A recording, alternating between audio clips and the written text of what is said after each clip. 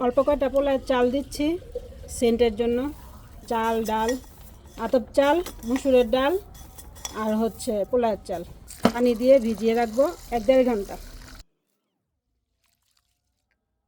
আসসালামু আলাইকুম, আশা করি সবাই ভালো আছেন। আমি আজকে আপনাদেরকে একটা রেসিপি দেখাবো। এই রেসিপিটা হচ্ছে কচুরিপানা ফুলের রেসিপি। এটা তো নিশ্চয়ই আমরা বাঙালি সবারই চেনার কথা। আমরা যারা গ্রামে বড় হয়েছি বা অনেকে তো ছবিতেও দেখেছেন এই ফুলগুলা, কচুরিপানা ফুল।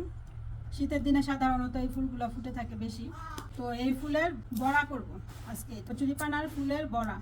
আমরা যেরকম ডালের বড়া খেয়ে থাকি বা মাছের কত রকমের মাছের বড়া খেয়ে থাকি, এরকম এটারও আমি আজকে বড়া করব। তো আমি কচুরিপানার বড়াটা কিভাবে বানাচ্ছি সেটা আপনারা দেখেন। প্রথমে আমি যে পুরা ফুলটা কিন্তু নিব না, আমি শুধু ফুলের পাপড়িগুলি নিব, এই যে এইভাবে।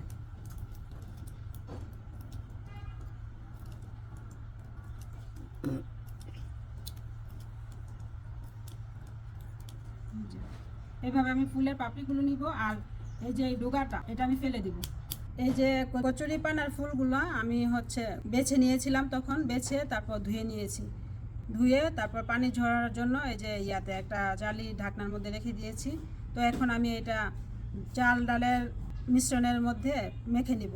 প্রথমেই তো আমি আপনাদেরকে দেখিয়েছি মসুরের ডাল, আতপ চাল আর হচ্ছে অল্প পোলার চাল নিয়েছিলাম, নিয়ে তারপর ভিজিয়ে রেখেছি প্রায় 1.5-2 ঘন্টার মতো। তারপর এটা আমি ব্লেন্ড করে নিয়েছি। এই যে আপনারা দেখতে পাচ্ছেন আমার হাতে একটা ফুলের ব্রেসলেট। এটা কিন্তু একদম কাঁচা ফুলের ব্রেসলেট, শাপলা ফুল, ছোট শাপলা যেটা আর কি, বড় শাপলা না, এটা হচ্ছে ছোট শাপলা। তো এটা আমার ছেলে এই যে ইয়ার গাছার বিল থেকে উঠায় নিয়ে আসছে, আর আমার মেয়ে ব্রেসলেট বানিয়ে পরিয়ে দিয়েছে হাতে।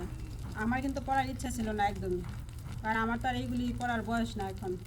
তো অনেক সময় ছেলে মেয়েদের আবদারে অনেক কিছু করা লাগে, ইচ্ছা না থাকলেও। তো আপনারা আবার কিছু মনে করেন না, কেউ সবাই ভালো মাইন্ডে নেন, কেউ খারাপ মাইন্ডে নেন না। ছেলে মেয়ের আবদারে পড়েছি, অনেক সুন্দর। আর এই যে এই চুড়িটা, এই চুড়িটা হচ্ছে আমার ছোট মেয়ে কাস্টমাইজ করে দিয়েছে আমাকে।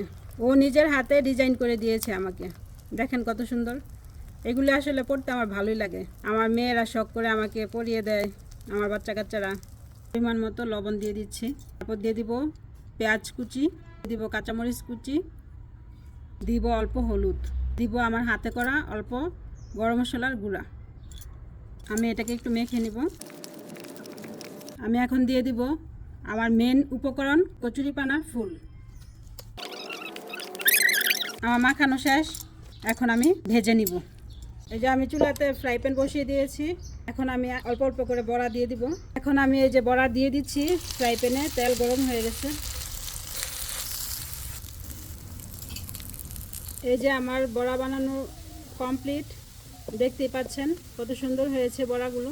এইভাবে আপনারাও বানিয়ে খাবেন। যারা গ্রামে থাকেন তারা তো কচুরিপানা হাতের কাছেই পাবেন, আর যারা শহরের সাইডে থাকেন তারা তো সহজে পাবেন না এই জিনিসগুলা। কিন্তু শহর থেকে যদি গ্রামে বেড়াতে যান তাহলে অবশ্যই ওইখানে গিয়ে খাওয়ার চেষ্টা করবেন, ভাল লাগবে, অনেক মজা খেতে। যদিও অনেকে মনে করবে যে কচুরিপানার ফুল এইগুলি আবার খায় কীভাবে, এগুলি তো আমরাও কোনো দিন খাইনি, এখন আমরা শিখেছি খাওয়া এইভাবে। যে দেখতে পাচ্ছেন বড়াগুলো বানানো আমার কমপ্লিট।